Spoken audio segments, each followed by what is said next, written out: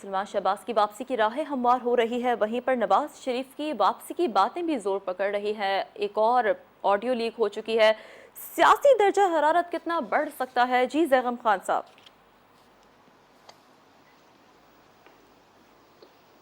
دیکھیے، نواز شریف صاحب کا آنا تو طے تھا اور وہ آ بھی جائیں گے، اوکے۔ اور وہ اس سلسلے کی ایک ایون گراؤنڈ بنایا جائے، تمام موقع دیا جائے، اچھا۔ اور جو تبدیلی پروجیکٹ کے نتیجے میں دوسری سیاست اس کو واپس کیا جائے، اس کو پل بیک کیا جائے۔ اور ہمیں معلوم ہے 2016 کے بعد سے کس طریقے سے احتساب کے نظام کو پولیٹیکل انجینئرنگ کے لیے استعمال کیا گیا، سیاسی جماعتوں سے بالعموم اور مسلم لیگ نواز سے خاص طور پر کس طرح کی زیادتیاں کی گئی اور کس طرح کا سلوک کیا گیا۔ اب سسٹم جو ہے اس سے ہماری اسٹیبلشمنٹ طائب ہو چکی ہے، اور پاکستان میں ایک ایسا میدان تیار کیا جا رہا ہے جو سب کے لیے ہموار ہو، اچھا۔ اور ساتھ زیادتی نہیں ہونی چاہیے، پی ٹی آئی کے ساتھ بھی نہیں ہونی چاہیے، سب کو قانون کے ساتھ سامنے اکاؤنٹیبل ہونا چاہیے، لیکن زیادتی کسی کے بھی ساتھ نہیں ہونی چاہیے۔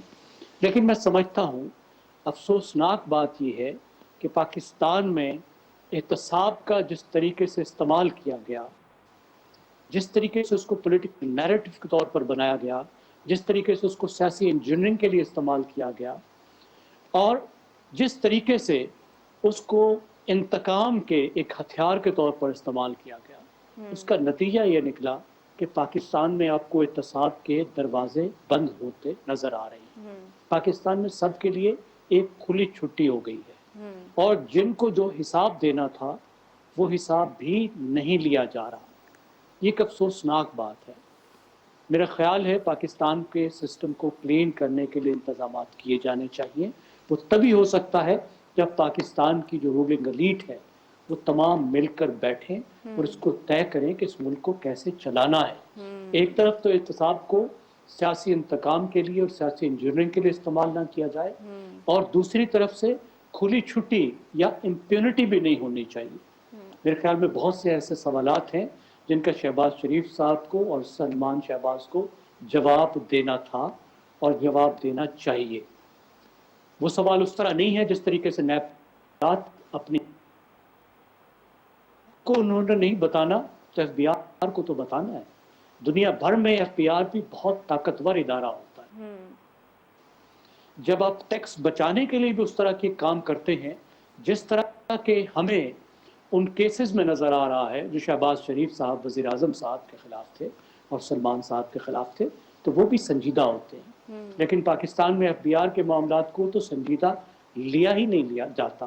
اس لیے نہیں لیا جاتا کہ اگر ایف بی آر کو سنجیدہ لے لیا جائے تو پاکستان میں کوئی بچے گا ہی نہیں۔ پاکستان کی پوری اشرافیہ نے وہ سب کچھ کیا ہوا ہے جس کی وجہ سے ایف بی آر کی گرفت میں وہ آ سکتے ہیں۔ تو یہ وہ چیز ہے جس کو تبدیل کرنے کی ضرورت ہے۔ آپ کا ٹیکسیشن صرف 9% ہے جی ڈی پی کا، بھارت کا 17% ہے۔ اسی لیے یہ ملک نہیں چل رہا ہے، اسی لیے آپ بھیک مانگتے پھر رہے ہیں، اسی لیے بینکوں کے تمام پیسے اٹھا کے حکومت استعمال کر لیتی ہے، ایبسلیوٹلی۔ اور جو آپ کا بزنس ہے اس کو دینے کے لیے بینکوں کے پاس کچھ بچتا نہیں ہے۔ تو یہ پورا ایک سسٹم کلین اپ کرنے کی ضرورت ہے۔ آپ ضرور ہموار میدان پیدا کیجئے، زیادتیوں کا ازالہ کیجئے، لیکن پاکستان کے جو مسائل ہیں اس ان سے کو حل بھی کیجیے۔ حل کریں۔ بالکل بالکل۔